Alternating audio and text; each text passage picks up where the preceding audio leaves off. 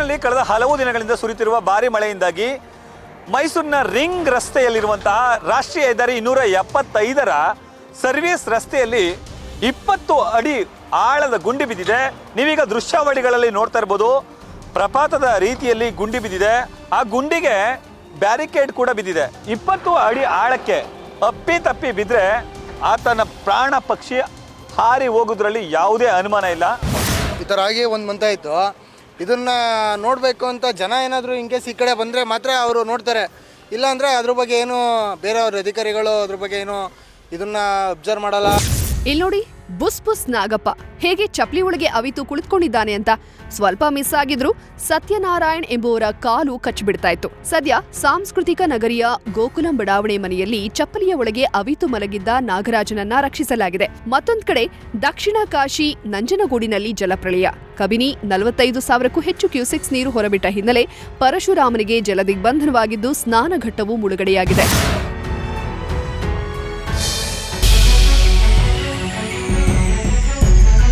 ಅಬ್ಬಬ್ಬಾ, ಪಿಕ್ನಿಕ್ಗೆ ಬಂದಂಗೆ ಕಾಣ್ತಿದೆ, ರಸ್ತೆನೇ ಕಾಣಿಸ್ತಿಲ್ಲ. ಓ, ನದಿ ಕಂಡ್ರಯ್ಯ ಇದು. ಯಾಕೆ ಈ ಹುಚ್ಚಾಟ? ಯಾಮಾರಿದ್ರೆ ನಿಮ್ಮ ಜೀವಕ್ಕೆ ಅಪಾಯ guarantee. Danger spot number 1, danger spot number 2. ಎಷ್ಟೇ ಡೇಂಜರ್ ಇದ್ರೂ ಜನ ನಮ್ಗೇನು ಅಂತ ಬೇಕಾಬಿಟ್ಟಿ ಓಡಾಡ್ತಿದ್ದಾರೆ. ಇದು ಬಾಗಲಕೋಟೆ ಜಿಲ್ಲೆಯ ರಬಕವಿ ಬನಹಟ್ಟಿ ತಾಲೂಕಿನ ಡಳವೇಶ್ವರ ಗ್ರಾಮಕ್ಕೆ ಸಂಪರ್ಕ ಕಲ್ಪಿಸುವ ಸೇತುವೆ. ಘಟಪ್ರಭಾ ನದಿಯ ಹರಿವಿನಲ್ಲಿ ಹೆಚ್ಚಳವಾಗಿದ್ದು ಬಾಗಲಕೋಟೆ ಬೆಳಗಾವಿ ಗಡಿಯಲ್ಲಿರುವ ಘಟಪ್ರಭಾ ಸೇತುವೆ ಸಂಪೂರ್ಣ ಮುಳುಗಡೆಯಾಗಿದೆ. ಹೀಗೆ ಜಲಾವೃತವಾಗಿರೋ ಸೇತುವೆ ಮೇಲೆಯೇ ಜನರು ಬೈಕ್ ತೊಳೆಯುತ್ತಾ ವಾಹನಗಳನ್ನ ಓಡಿಸುತ್ತಾ ಹುಚ್ಚಾಟ ಮೆರೆಯುತ್ತಿದ್ದಾರೆ.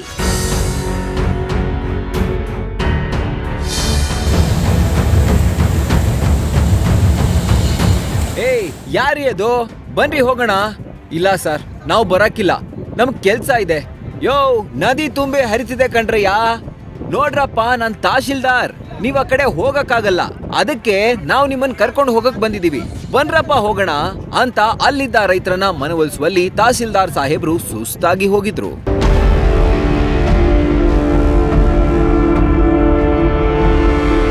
ಕೊಪ್ಪಳದ ಶಿವಪುರ ಬಳಿ ನಡುಗಡ್ಡಿಯಲ್ಲಿ ಬಿತ್ತನೆ ಕಾರ್ಯ ಹಾಗೂ ಮಲ್ಲಿಗೆ ಹೂ ಬಿಡಿಸಲು ಹೋಗಿದ್ದ ರೈತರು ನದಿಯ ಇನ್ನೊಂದು ಬದಿಯಲ್ಲಿ ಸಿಲುಕಿದ್ರು. ತುಂಗಭದ್ರಾ ಜಲಾಶಯದಿಂದ 1,70,000 ಕ್ಯೂಸೆಕ್ಸ್ ನೀರು ಬಿಟ್ಟ ಹಿನ್ನೆಲೆ ಈ ಪರಿಸ್ಥಿತಿ ನಿರ್ಮಾಣವಾಗಿತ್ತು. ಕೂಡಲೇ ಸ್ಥಳಕ್ಕಾಗಮಿಸಿದ ತಹಸೀಲ್ದಾರ್ ವಿಠಲ್ ಚೌಗಲ, ಮುನಿರಾಬಾದ್ ಪೊಲೀಸ್, ಅಗ್ನಿಶಾಮಕ ದಳ ರೈತರನ್ನ ರಕ್ಷಿಸುವಲ್ಲಿ ಯಶಸ್ವಿಯಾಗಿದ್ದಾರೆ. ಆದ್ರೆ ಈ ವೇಳೆ ಕೃಷಿ ಕೆಲಸ ಇರೋದ್ರಿಂದ ಸ್ಥಳದಿಂದ ಬರಲು ಕೃಷಿ ಕಾರ್ಮಿಕರು ಹಿಂದೇಟು ಹಾಕಿದ್ರು. ಕೊನೆಗೂ ರೈತರನ್ನ ಮನವೊಲಿಸಿ ನಡುಗಡ್ಡೆಯಿಂದ ತಹಸೀಲ್ದಾರ್ ಕರೆ ತಂದಿದ್ದಾರೆ.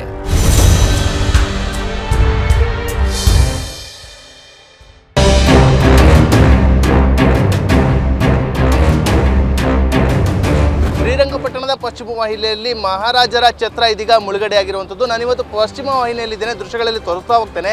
ನೀವು ನೋಡ್ತಾ ಇರ್ಬೋದು, ಕಾವೇರಿ ಎಷ್ಟರ ಮಟ್ಟಿಗೆ ಬೋರ್ಗರೆದು ಹರಿತಾ ಇದ್ದಾಳೆ ಅಂತ. ಮಹಾರಾಜರ ಛತ್ರ ಎಂದರೆ ಇದು ಒಂದು ಫೇಮಸ್ ಆಗಿರುವಂಥದ್ದು. ಈ ಒಂದು ಸ್ಥಳದಲ್ಲಿ ಬಂದು ಅವರ ಒಂದು ಕುಟುಂಬಸ್ಥರ ಏನಾದರೂ ಒಂದು ಕಾರ್ಯಗಳಿದ್ರೆ ಇಲ್ಲಿ ಆ ಒಂದು ಕಾರ್ಯಗಳೆಲ್ಲವನ್ನು ಕೂಡ ಮುಗಿಸ್ತಾ ಇದ್ರು. ಇದೇ ಮಂಟಪದ ಬಳಿ ಅವರು ಕಾವೇರಿಯಲ್ಲಿ ಸ್ನಾನವನ್ನು ಕೂಡ ಮಾಡ್ತಾ ಇದ್ದಂಥದ್ದು. ಅದೇ ಒಂದು ಮಂಟಪ ಇದೀಗ ಸಂಪೂರ್ಣವಾಗಿ ಜಲಾವೃತಗೊಂಡಿದೆ. ಆ ಒಂದು ಮರದಡಿ ಆ ಒಂದು ಶಿಲಾಶಾಸನ ಕೂಡ ಇರುವಂಥದ್ದು. ಅದೇ ಸ್ಥಳದಲ್ಲಿ ಗಾಂಧೀಜಿಯವರ ಚಿತಾಭಸ್ಮವನ್ನು ಕೂಡ ಬಿಟ್ಟಿರುವಂಥದ್ದು. ಈ ಒಂದು ಸ್ಥಳದಲ್ಲಿ ಶಿಲಾಶಾಸನ ಕೂಡ ಇದೆ. ಆದರೆ ಇದೀಗ ಅದು ಮುಳುಗಡೆ ಆಗಿರುವಂಥದ್ದು. ವೇಣುಗೋಪಾಲ ದೇವಾಲಯ ಮತ್ತು ಕೃಷ್ಣ ದೇವಾಲಯ, ಸೀತಾ ಮಾತೆಯ ದೇವಾಲಯವು ಕೂಡ ಇಲ್ಲಿರುವಂಥದ್ದು. ಅದು ಕೂಡ ಇದೀಗ ಭಾಗಶಃ ಮುಳುಗಡೆ ಆಗಿರುವಂಥದ್ದು. ಕ್ಯಾಮ್ರಾ ಪರ್ಸನ್ ಹರ್ಷಿ ಜೊತೆ ನಂದೀಶ್, ನ್ಯೂಸ್ ಫಸ್ಟ್, ಪಶ್ಚಿಮ ವಾಹಿನಿ.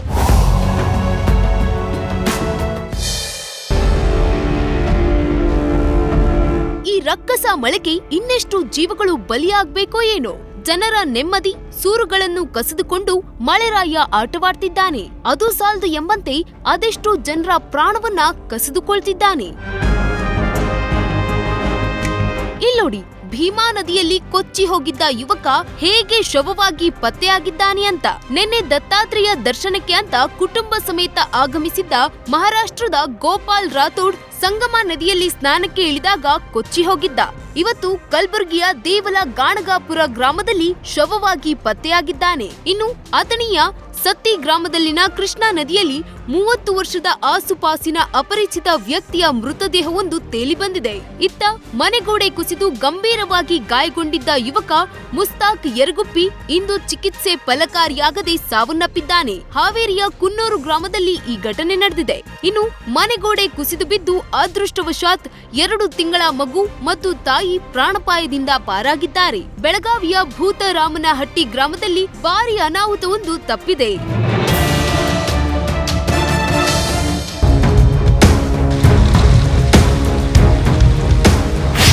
ವಿಧಿಯಾಟಕ್ಕೆ ಯಾರು ಹೊಣೆ? ಇಲ್ಲೂ ಸಹ ಅದೇ ಆಗಿರೋದು. ಕಾಲು ಸಂಕದಲ್ಲಿ ಕೊಚ್ಚಿ ಹೋಗಿದ್ದ ಬಾಲಕಿ 3 ದಿನಗಳೇ ಕಳೆದ್ರೂ ಪತ್ತೆಯಾಗಿರ್ಲಿಲ್ಲ. ಅಗ್ನಿಶಾಮಕ ದಳ, ಸ್ಥಳೀಯರು 3 ದಿನಗಳಿಂದ ಬಾಲಕಿಗಾಗಿ ಶೋಧ ಕಾರ್ಯ ನಡೆಸಿದ್ರು. ಕೊನೆಗೂ ಇವತ್ತು ಬೈಂದೂರಿನಲ್ಲಿ ಕೊಚ್ಚಿಕೊಂಡು ಹೋಗಿದ್ದ ಬಾಲಕಿ ಸನ್ನಿಧಿ ಮೃತದೇಹ ಪತ್ತೆಯಾಗಿದೆ. ಸದ್ಯ ಬಾಲಕಿ ಜಾರಿ ಬಿದ್ದ ಬೀಜಮಕ್ಕಿ ಸಂಕದ ಬಳಿಯೇ ಬಾಲಕಿಯ ಮೃತದೇಹ ಪತ್ತೆಯಾಗಿದೆ. ಸನ್ನಿಧಿ ಮೃತದೇಹವನ್ನ ಬೀಜಮಕ್ಕಿ ಸಂಕದ ಕೆಳಗೆ ಗಿಡಗಂಟಿಗಳ ನಡುವೆ ಸ್ಥಳೀಯ ಮೀನುಗಾರರು ಪತ್ತೆ ಹಚ್ಚಿದ್ದಾರೆ.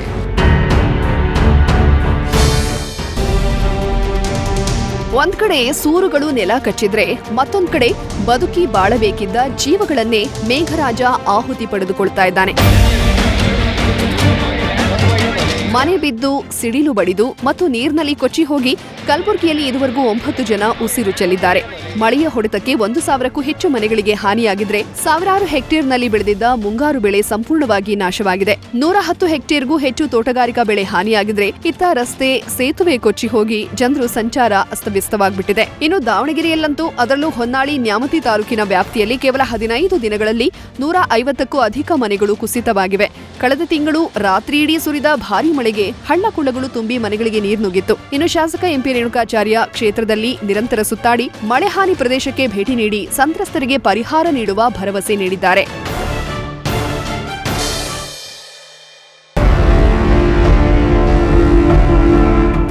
ಕಂಪ್ಲಿಯ ಸೇತುವೆ ಸಂಪೂರ್ಣವಾಗಿ ಮುಳುಗಡೆಯಾಗಿರುವಂಥದ್ದು. ಸೇತುವೆ ಮೇಲೆ 15 ಅಡಿ ಹೆಚ್ಚಿನ ಪ್ರಮಾಣದಲ್ಲಿ ಈಗ ನೀರು ಹರಿತಾ ಇರುವಂಥದ್ದು. ಹೀಗಾಗಿ ಇದೇ ಒಂದು ಮಾರ್ಗದ ಮೂಲಕ ಏನು ಕೊಪ್ಪಳದ ಗಂಗಾವತಿ ಆಗಿರ್ಬೋದು, ಬಳ್ಳಾರಿಯ ಕಂಪ್ಲಿ ಆಗಿರ್ಬೋದು, ದಿನನಿತ್ಯ ಸಾವಿರಾರು ವಾಹನಗಳು ಓಡಾಟ ನಡೆಸ್ತಾ ಇದ್ರು. ದಿನನಿತ್ಯ ಕೃಷಿ ಚಟುವಟಿಕೆ ಆಗಿರ್ಬೋದು, ಇನ್ನಿತರ ಚಟುವಟಿಕೆ, ಆಸ್ಪತ್ರೆ ಮುಂತಾದವುಗಳಿಗೆ ಇದೇ ಒಂದು ಮಾರ್ಗದ ಮೂಲಕ ಜನರು ಕೂಡ ಓಡಾಟ ನಡೆಸ್ತಾ ಇದ್ರು.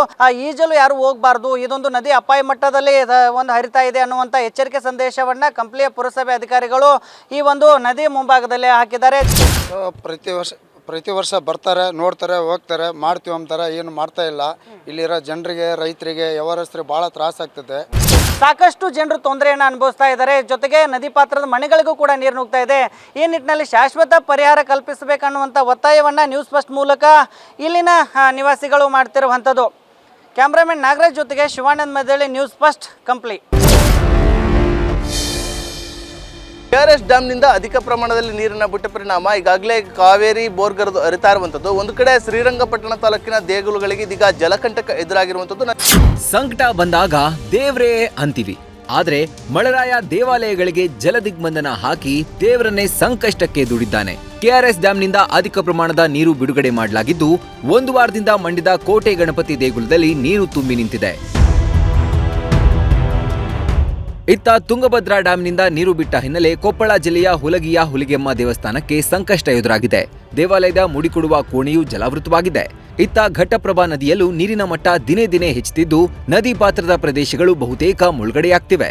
ಬಾಗಲಕೋಟೆ ಜಿಲ್ಲೆಯ ಮುಧೋಳದ ಹೊಳೆಬಸವೇಶ್ವರ ದೇವಸ್ಥಾನಕ್ಕೆ ಜಲದಿಗ್ಬಂಧನವಾಗಿದ್ದು, ಭಕ್ತರಿಗೆ ದೇವರ ಪೂಜೆ, ದರ್ಶನಕ್ಕೆ ದಾರಿ ಬಂದಾಗಿದೆ.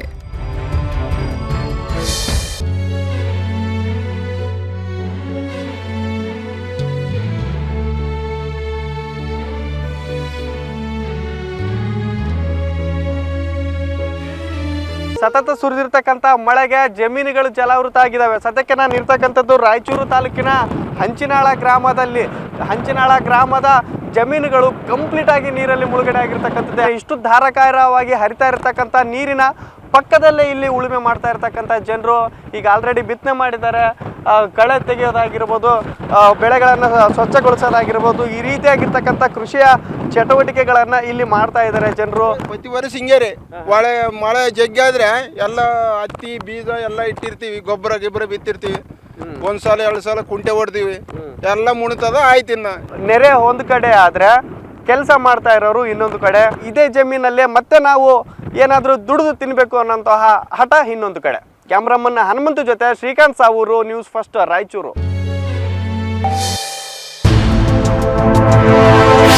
ಈ ಮಳೆ ಯಾರಿಗೆ ಅನುಕೂಲ ಮಾಡಿದೆ ಹೇಳಿ? ಎಲ್ರಿಗೂ ಹಾನಿಯೇ ಮಾಡಿದೆ ವಿನಃ ಯಾರಿಗೂ ಒಂದ್ ಪೈಸೆ ಲಾಭವಾಗಿಲ್ಲ. ಅದರಂತೆ ಮೀನುಗಾರರಿಗೂ ದೊಡ್ಡ ಹೊಡೆತ ಕೊಟ್ಟಿದ್ದು 40ಕ್ಕೂ ಅಧಿಕ ದೋಣಿಗಳು ಕೊಚ್ಚಿಕೊಂಡು ಹೋಗಿವೆ. ಉಡುಪಿಯಲ್ಲಿ ಎಡಬಿಡದೆ ಸುರಿದ ಮಳೆಗೆ ಬೈಂದೂರಿನ ಶರೂರಿನಲ್ಲಿ ನಾಡದೋಣಿಗಳಿಗೆ ಹಾನಿಯುಂಟಾಗಿದೆ. ಇನ್ನು ಕಡಲಾಭರಕ್ಕೆ ನಾಡದೋಣಿಗಳು ಕೊಚ್ಚಿ ಹೋಗಿದ್ದು ಮೀನುಗಾರಿಕಾ ಬೋಟ್ಗಳಿಗೆ 3 ಕೋಟಿಗೂ ಅಧಿಕ ನಷ್ಟವಾಗಿದೆ. ಸದ್ಯ ಕಳಿಹಿತ್ಲುಗೆ ಬಂದರು ಮತ್ತು ಮೀನುಗಾರಿಕಾ ಸಚಿವ ಎಸ್ ಅಂಗಾರ ಹಾನಿಯಾದ ದೋಣಿಗಳನ್ನು ವೀಕ್ಷಿಸಿ ನಷ್ಟ ಪರಿಹಾರದ ಬಗ್ಗೆ ಸಮಾಲೋಚನೆ ನಡೆಸಿದ್ದಾರೆ. ಈ ರೀತಿಯ ಎಲ್ಲ ರೀತಿಯ ಮಾಹಿತಿಯನ್ನು ಪಡ್ಕೊಂಡು ಮಾನ್ಯ ಮುಖ್ಯಮಂತ್ರಿಗಳ ಗಮನಕ್ಕೆ ತಂದು ನಾವು ಗರಿಷ್ಠ ಎಷ್ಟು ಪ್ರಮಾಣದಲ್ಲಿ ಪರಿಹಾರವನ್ನು ಕೊಡ್ಬೋದಾ ಆ ದಿಕ್ಕಿಂದಲೂ ಕೂಡ ಗಮನವನ್ನು ಕೊಡುವಂಥ ಕೆಲಸವನ್ನು ಕೂಡ ಮಾಡ್ತೇವೆ.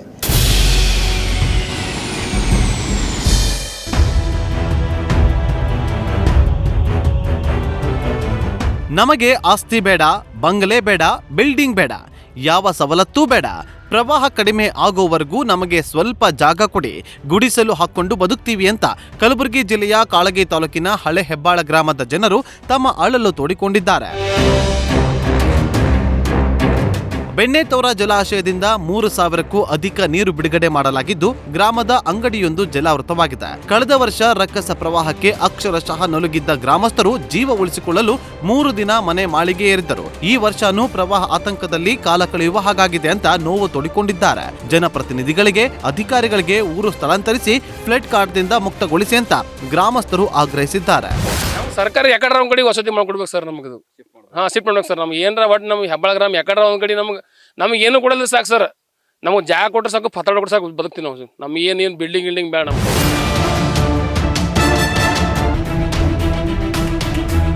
ಮೂರನೇ ಸಿಎಂ ಸೀಟು ಹತ್ತುವ ಕಾಲ ಸನ್ನಿಹಿತ. ಕಾಂಗ್ರೆಸ್ನ ಈ ಒಂದು ಟ್ವೀಟ್ ರಾಜ್ಯದಲ್ಲಿ ಸಿಎಂ ಬದಲಾವಣೆ ಸುದ್ದಿಯನ್ನೇ ಪಸರಿಸಿತ್ತು. ಆದ್ರೀಗ ಕಾಂಗ್ರೆಸ್ ಟ್ವೀಟ್ ಮಾಡಿದ್ರು, ಇದು ಕಾಂಗ್ರೆಸ್ ನಾಯಕರ ಗಮನಕ್ಕೆ ಬಂದಿಲ್ವಂತೆ. ಎಸ್, ಮೂರನೇ ಸಿಎಂ ಟ್ವೀಟ್ ಬಗ್ಗೆ ಮಾಜಿ ಸಿಎಂ ಸಿದ್ದರಾಮಯ್ಯಗೆ ಗೊತ್ತೇ ಇಲ್ವಂತೆ. ಹಾಗಿದ್ರೆ ಕೆಪಿಸಿಸಿ ಅಧ್ಯಕ್ಷ ಡಿಕೆ ಶಿವಕುಮಾರ್ ಗಮನಕ್ಕೆ ತಾರದೆ ಟ್ವೀಟ್ ಮಾಡಲಾಗಿತ್ತ? ಟ್ವೀಟ್ ಸಂಬಂಧ ಕೈ ನಾಯಕರು ಗಲಿಬಿಲಿಗೊಂಡಿದ್ದು ಐಟಿ ಸೆಲ್ ಬಳಿ ಡಿಕೆ ಶಿವಕುಮಾರ್ ಮಾಹಿತಿ ಕೇಳಿದ್ದಾರೆ. ನಾನು ಹೇಳಿಲ್ಲಪ್ಪ, ಎಲ್ಲೂ ಹೇಳಿಲ್ಲ. ನಾಲ್ಕನೇದಾರು ಬಲ್ಲಿ ನಮ್ಗೆ ಏನು ಸಂಬಂಧ ಇಲ್ಲ. ಯಡಿಯೂರಪ್ಪ ಚೇಂಜ್ ಆಗ್ತಾರೆ ಅಂತ ಇತ್ತು ಮಾಹಿತಿ, ಬಟ್ ಬಸವರಾಜ ಬೊಮ್ಮಾಯಿ ಚೇಂಜ್ ಆಗ್ತಾರೆ ಅಂತ ಮಾಹಿತಿ ನನಗೆ ಗೊತ್ತಿಲ್ಲ. ಅವ್ರನ್ನೇ ಕೇಳಿ. ಬಿಜೆಪಿಯವ್ರು ಹೇಳ್ತಾರೆ, ನಾನೇನು ಹೇಳ್ತಲ್ಲ. ಬಿಜೆಪಿ ಹೇಳದ್ನ ನಾವು ಅದನ್ನ ಪಿಕ್ ಮಾಡಿ, ಅವ್ರಿಗೆ 3 ಯಾರು ಮಾಡ್ಕೊಳ್ಳಿ, 4 ಯಾರು ಮಾಡ್ಕೊಳ್ಳಿ, ಅವ್ರಿಗೆ ಬಿಟ್ಟಿದ್ದು. ನಾವು ವಿ ಡೋಂಟ್ ವಾಂಟ್ ಇಟ್.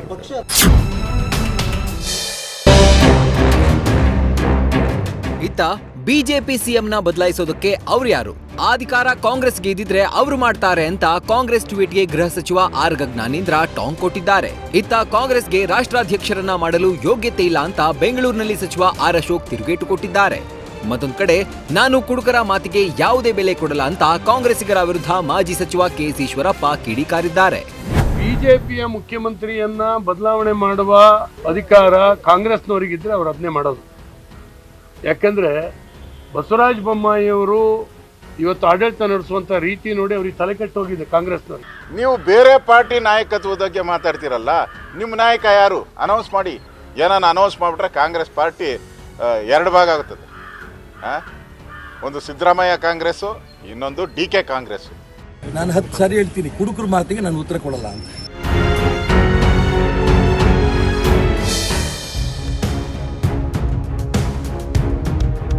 ಮೂರನೇ ಸಿಎಂ ಸೀಟು ಹತ್ತೋ ಕಾಲ ಸನ್ನಿಹಿತವಾಗ್ತಿದೆ ಅಂತ ನಿನ್ನೆ ಕಾಂಗ್ರೆಸ್ ಟ್ವೀಟ್ ಮಾಡಿ ರಾಜ್ಯದಲ್ಲಿ ಬೊಮ್ಮಾಯಿ ಬದಲಾವಣೆ ಬಗ್ಗೆ ಭಾರಿ ಸುದ್ದಿ ಹಬ್ಬಿಸಿತ್ತು. ಇದೀಗ ಮತ್ತೆ ಬಿಜೆಪಿ ವಿರುದ್ಧ ಟ್ವೀಟ್ ಮಾಡಿ ರಾಜ್ಯ ಕಾಂಗ್ರೆಸ್ ವ್ಯಂಗ್ಯವಾಡಿದೆ. 2ನೇ ವರ್ಷದ ಸಂಭ್ರಮದಲ್ಲಿ ಬಿಎಸ್ವೈಗೆ ಕಣ್ಣೀರು ಹಾಕಿಸಿತ್ತು.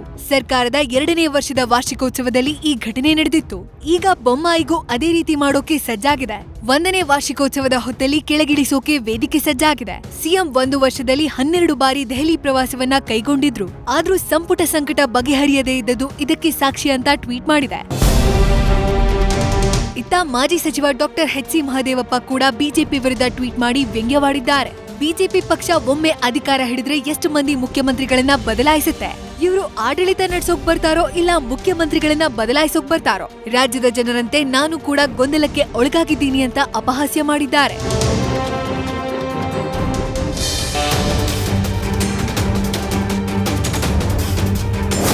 ವಿಜಯಪುರ ಜಿಲ್ಲಾ ಉಸ್ತುವಾರಿ ಸಚಿವ ಉಮೇಶ್ ಕತ್ತಿ ಅವರೇ, ಇದೆಂತ ಮಾತು? ಮಾತಾಡಿದ್ರೆ ಹೋಯ್ತು, ಮುತ್ತು ಒಡಿದ್ರೆ ಹೋಯ್ತು. ಮಾತಿನ ಬರದಲ್ಲಿ ನಾಲಿಗೆಯನ್ನ ಹರಿಬಿಡ್ಬೇಡಿ ಅಂತ ಹೇಳಿ ಜನರು ಆಕ್ರೋಶವನ್ನ ಹೊರಹಾಕ್ತಿದ್ದಾರೆ. ವಿಜಯಪುರದಲ್ಲಿ ನಿರ್ಮಾಣವಾಗ್ತಿರೋ ವಿಮಾನ ನಿಲ್ದಾಣದ ಕಾಮಗಾರಿಯನ್ನ ಜಿಲ್ಲಾ ಉಸ್ತುವಾರಿ ಸಚಿವ ಉಮೇಶ್ ಕತ್ತಿ ಭೇಟಿ ನೀಡಿ ಪರಿಶೀಲಿಸಿದ್ರು. ಈ ವೇಳೆ ವಿಜಯಪುರದ ಲೋಕೋಪಯೋಗಿ ಇಲಾಖೆ ಕಾರ್ಯನಿರ್ವಾಹಕ ಅಭಿಯಂತರ ಸಿಬಿ ಚಿಕ್ಕಲಗಿ ನವೆಂಬರ್-ಡಿಸೆಂಬರ್ ವೇಳೆಗೆ ವಿಮಾನ ನಿಲ್ದಾಣ ಕಾಮಗಾರಿಯನ್ನ ಪೂರ್ಣ ಮಾಡ್ತೀವಿ ಅಂತ ಸಚಿವರ ಬಳಿ ಹೇಳಿದ್ರು. ಇದಕ್ಕೆ ಸಚಿವ ಉಮೇಶ್ ಕತ್ತಿ, ಕಾಮಗಾರಿ ಪೂರ್ಣ ಮಾಡಿದ್ರೆ ಮಾಲೆ ಹಾಕ್ತೀನಿ, ಇಲ್ಲ ಅಂದ್ರೆ ಬೂಟ್ನಿಂದ ಹೊಡಿತೀನಿ ಅಂತ ಒಂದಲ್ಲ 2 ಸಾರಿ ನಗುತ್ತಾನೆ ಹೇಳಿದ್ದಾರೆ.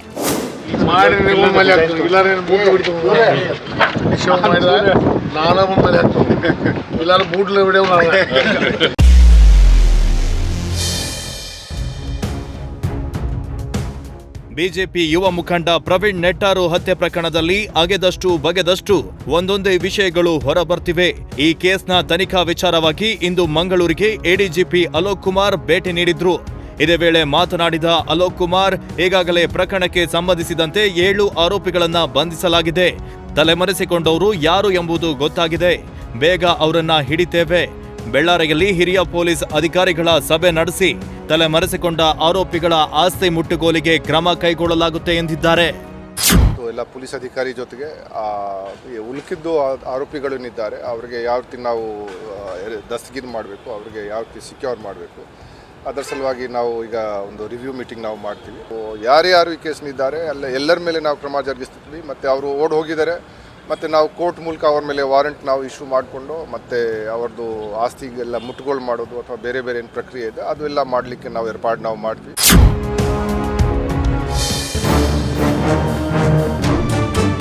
ಅದ್ದೂರಿ ಮದುವೆ ಬರೋಬ್ಬರಿ 6 ಕೋಟಿ ಖರ್ಚು ಮಾಡಿ ಅದು ರಾಮೋಜಿ ಫಿಲಂ ಸಿಟಿಯಲ್ಲಿ ಗ್ರ್ಯಾಂಡ್ ಆಗಿ ಮದುವೆ ಮಾಡಲಾಗಿತ್ತು. ವರನಿಗೆ 200 ಕೆಜಿ ಬೆಳ್ಳಿ, 4 ಕೆಜಿ ಚಿನ್ನ, 55 ಲಕ್ಷದ ಕೂಪರ್ ಕಾರು, 2 ಕಂಪನಿ ಲಾಭಾಂಶವನ್ನು ಮಗಳು ಸುಖವಾಗಿರ್ಲಿ ಅಂತ ಆ ತಂದೆ ವರದಕ್ಷಿಣೆಯಾಗಿ ಕೊಟ್ಟಿದ್ರು.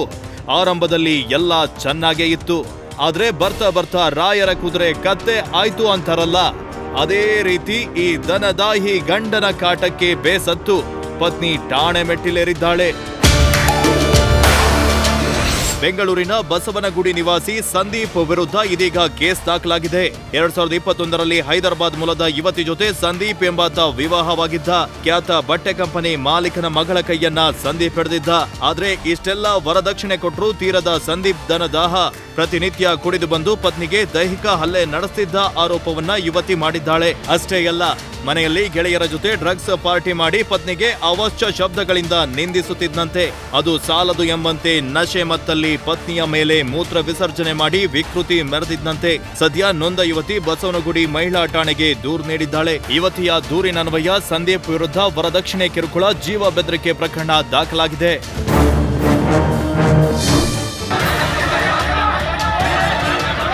ಅದೇನ್ ಚಪ್ಪಾಳೆ, ಅದೇನ್ ವಿಸಲ್, ಜನವೋ ಜನ. ಮೊಹರಂ ಹಬ್ಬದ ಪ್ರಯುಕ್ತ ಊರಿನ ಮಧ್ಯೆ ಕೆಂಡ. ದೇವರ ಸ್ಮರಿಸಿ ಕೆಂಡ ಹಾಯುವುದಕ್ಕೆ ಕಾದು ನಿಂತಿದ್ದ ಜನರು. ನೆರೆದಿದ್ದ ಸುತ್ತೂರಿನ ಜನರಲ್ಲಿ ಹಬ್ಬದ ಕುಳಿಯ ಸಂತಸ. ಆದ್ರೆ ಇದ್ದಕ್ಕಿದ್ದಂತೆ ಯುವಕರ ಹುಚ್ಚಾಟದಿಂದ ಜನರ ಮೈ ಮೇಲೆಲ್ಲ ಕೆಂಡಗಳು ಹಾರಿವೆ.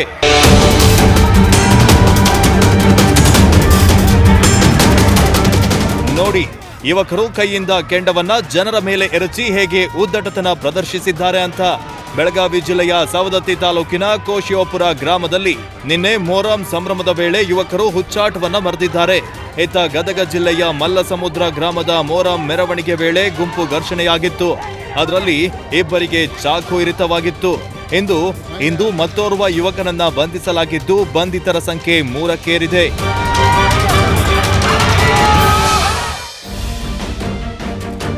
ಮನೆಯಲ್ಲಿ ಪತಿ ಇಲ್ಲದ ಸಂದರ್ಭದಲ್ಲಿ ಬನಶಂಕರಿಯಲ್ಲಿ ತಾಯಿ ಮಗಳು ನೇಣಿಗೆ ಶರಣಾಗಿದ್ದ ಪ್ರಕರಣಕ್ಕೆ ಟ್ವಿಸ್ಟ್ ಸಿಕ್ಕಿದೆ.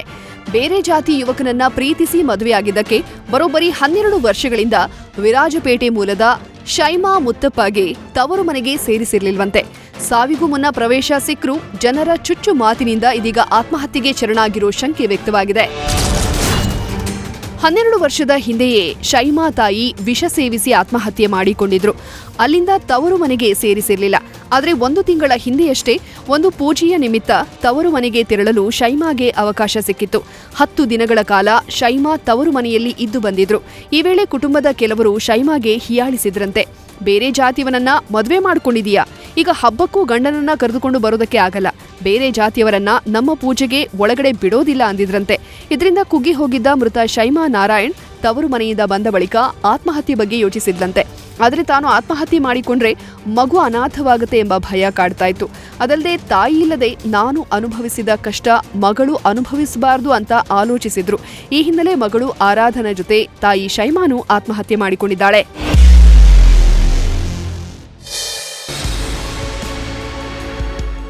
ಎಪ್ಪತ್ತೈದನೇ ಸ್ವಾತಂತ್ರ್ಯ ಅಮೃತ ಮಹೋತ್ಸವದ ಆಚರಣೆಯ ಸಂಭ್ರಮ ಇಡೀ ದೇಶದಲ್ಲಿ ಈಗಾಗಲೇ ಶುರುವಾಗಿದೆ. ಇದೇ ಸಂದರ್ಭದಲ್ಲಿ ರಾಜರಾಜೇಶ್ವರಿ ವೈದ್ಯಕೀಯ ಮಹಾವಿದ್ಯಾಲಯ ತನ್ನ 12ನೇ ಘಟಿಕೋತ್ಸವ ಸಂದರ್ಭದಲ್ಲಿ 2 ಐತಿಹಾಸಿಕ ದಾಖಲೆಯನ್ನ ಮಾಡಿದೆ.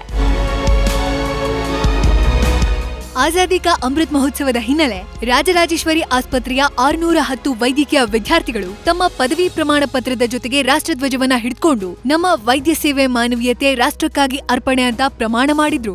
ಒಂದೇ ಬಾರಿಗೆ ವೈದ್ಯಕೀಯ ವಿದ್ಯಾರ್ಥಿಗಳು ಇಷ್ಟು ದೊಡ್ಡ ಪ್ರಮಾಣದಲ್ಲಿ ಕೈಯಲ್ಲಿ ರಾಷ್ಟ್ರಧ್ವಜವನ್ನ ಹಿಡಿದು ಪದವಿ ಪ್ರಮಾಣ ಪತ್ರ ಪಡೆದಿದ್ದು ಏಷ್ಯಾ ಬುಕ್ ಆಫ್ ರೆಕಾರ್ಡ್ ಮತ್ತು ಇಂಡಿಯಾ ಬುಕ್ ಆಫ್ ರೆಕಾರ್ಡ್ನಲ್ಲಿ ದಾಖಲಾಗಿದೆ. ಈ ದಾಖಲೆಗೆ ಮಣಿಪುರದ ರಾಜ್ಯಪಾಲರಾದ ಗಣೇಶನ್ ಹಾಗೂ ಕುಲಪತಿಗಳಾದ ಎಸಿ ಷಣ್ಮುಗಂ ಅವರು ಸಾಕ್ಷಿಯಾದರು. ಸುಮಾರು 700 ವಿದ್ಯಾರ್ಥಿಗಳು ಒಂದೇ ಸರ್ತಿಗೆ ತಮ್ಮ ಒಂದು ಸ್ಮರಣ ಫಲಕವನ್ನು ಹಿಡಿದುಕೊಂಡು ಮತ್ತೊಂದು ತ್ರಿವರ್ಣ ಧ್ವಜವನ್ನು ಕೂಡ ಹಿಡ್ಕೊಂಡು ನಮ್ಮ ಸೇವೆ ರಾಷ್ಟ್ರಕ್ಕೆ ಸಮರ್ಪಣೆ, ನಾವು ವೈದ್ಯಕೀಯ ಸೇವೆ ಹಾಗೂ ನಮ್ಮ ಮಾನವೀಯತೆಯನ್ನು ಮೆರಿತಾ ಇದ್ದೀವಿ ಅಂತ ಪ್ರತಿಜ್ಞಾ ವಿಧಿಯನ್ನು ಸ್ವೀಕರಿಸ್ತಾರೆ. ಅದೊಂದು ವಿಶೇಷ.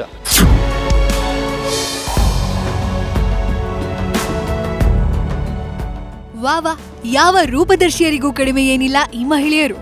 ಬಳಕೋ ಸೊಂಟ, ವೈಯಾರದಲ್ಲಿ ಕೈಮಗ್ಗಗಳ ಉಡುಪುಗಳನ್ನ ತೊಟ್ಟು ಪ್ರದರ್ಶಿಸುತ್ತಿದ್ದಾರೆ. ವೆರೈಟಿ ಜ್ಯುವೆಲ್ಸ್ ಜೊತೆ ಕೈಮಗ್ಗಗಳ ಉಡುಪನ್ನ ಧರಿಸಿ ಅದರ ಮಹತ್ವವನ್ನ ಸಾರುತ್ತಿದ್ದಾರೆ. ಅವರೇ ಬೆಂಗಳೂರಿನ ವಿಮೆನ್ ಎಂಟರ್ಪ್ರೈಸಸ್ ಲ್ಯಾಡರ್ಸ್. ದಿನ ಕಳೆದಂತೆ ನೇಕಾರರು ನೇಯೋ ದೇಸಿ ಉಡುಪುಗಳಿಗೆ ಡಿಮ್ಯಾಂಡ್ ಕಡಿಮೆಯಾಗ್ತಿದೆ. ಇದನ್ನ ಮನೆಗಂಡ ಬೆಂಗಳೂರು ವಿಮೆನ್ ಎಂಟರ್ಪ್ರಿನರ್ಸ್ ಲ್ಯಾಡರ್ಸ್ ಸಂಘ ನೇಕಾರರ ನೆರವಿಗೆ ನಿಂತಿದೆ. ಈಗಿನ ಟ್ರೆಂಡ್ಗೆ ತಕ್ಕಂತೆ ಕೈಮಗ್ಗ ಉಡುಪುಗಳನ್ನ ಧರಿಸಿ ರ್ಯಾಂಪ್ ವಾಕ್ ಮಾಡೋ ಮೂಲಕ ಅದರ ಮಹತ್ವವನ್ನ ಸಾರಿದ್ದಾರೆ.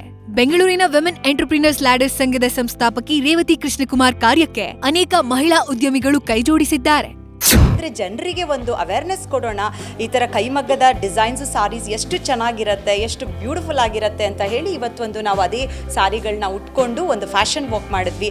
ಸುಮಾರು ಜನ ಸೀರೆಗಳನ್ನ ಇಷ್ಟಪಟ್ಟರು.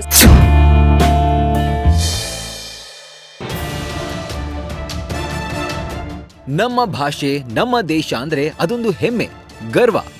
ದೇಶ, ದೇಶದ ಧ್ವಜದ ಬಗ್ಗೆ ಯಾರಾದ್ರೂ ಮಾತನಾಡ್ತಿದ್ರೆ ನಮಗರಿವಿಲ್ಲದೆ ಮೈ ನವಿರೇಳುತ್ತೆ. ಅಂಥದ್ರಲ್ಲಿ ಚಾಮರಾಜಪೇಟೆಯಲ್ಲಿ ದೇಶದ ಧ್ವಜಕ್ಕೆ ಕಿಡಿಗೇಡಿಗಳು ಅಪಮಾನ ಮಾಡಿ ವಿಕೃತಿ ಮೆರೆದಿದ್ದಾರೆ.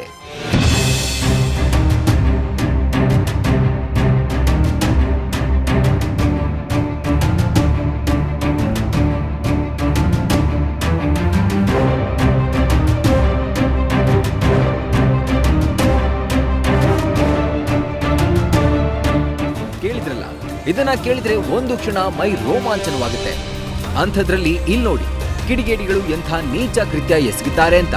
ಸ್ವಾತಂತ್ರ್ಯ ದಿನಾಚರಣೆಗೂ ಮುನ್ನ ಚಾಮರಾಜಪೇಟೆಯಲ್ಲಿ ಬಾವುಟವನ್ನ ಕಸದಲ್ಲಿ ಎಸೆದು ಕಿಡಿಗೇಡಿಗಳು ದುಷ್ಕೃತ್ಯವೆಸಗಿದ್ದಾರೆ. ಧ್ವಜವನ್ನ ಅಗೌರದಿಂದ ಎಲ್ಲೆಂದರಲ್ಲಿ ಎಸೆದು ಹರ್ ಘರ್ ತಿರಂಗ ಅಭಿಯಾನ ಘೋಷಣೆಗೂ ಅಪಮಾನಿಸಿದ್ದಾರೆ.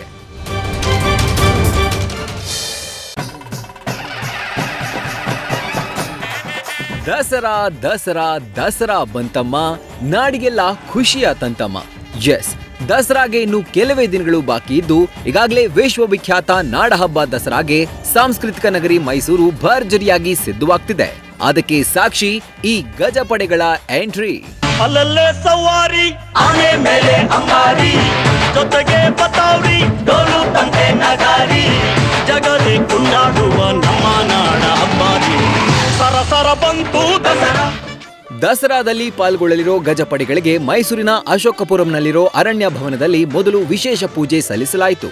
ಬಳಿಕ ಅರಣ್ಯ ಭವನದಿಂದ 3.5 ಕಿಲೋಮೀಟರ್ ಕಾಲ್ನಡಿಗೆ ಮೂಲಕ ಮೈಸೂರಿಗೆ ದಸರಾ ಆನೆಗಳು ಇವತ್ತು ಎಂಟ್ರಿ ಕೊಟ್ಟಿವೆ. ಮೊದಲ ಹಂತದಲ್ಲಿ ಅಭಿಮನ್ಯು ನೇತೃತ್ವದ 9 ಆನೆಗಳು ಅರಮನೆ ತಲುಪಿವೆ. ಅರಮನೆ ಆವರಣಕ್ಕೆ ಬಂದಿದ್ದ ಗಜಪಡೆಯನ್ನ ಉಸ್ತುವಾರಿ ಸಚಿವ ಎಸ್.ಟಿ. ಸೋಮಶೇಖರ್ ಸ್ವಾಗತಿಸಿದ್ದಾರೆ. 2 ದಿನಗಳ ಕಾಲ ಅರಣ್ಯ ಭವನದಲ್ಲಿ ವಿಶ್ರಾಂತಿ ಪಡೆದಿದ್ದ ಗಜಪಡೆಗಳು ಇಂದು ಮೈಸೂರು ಅರಮನೆ ಪ್ರವೇಶಿಸಿವೆ. ಈ ಬಾರಿ ಜಂಬೂ ಸವಾರಿಯಲ್ಲಿ 14 ಆನೆಗಳು ಭಾಗಿಯಾಗಲಿವೆ.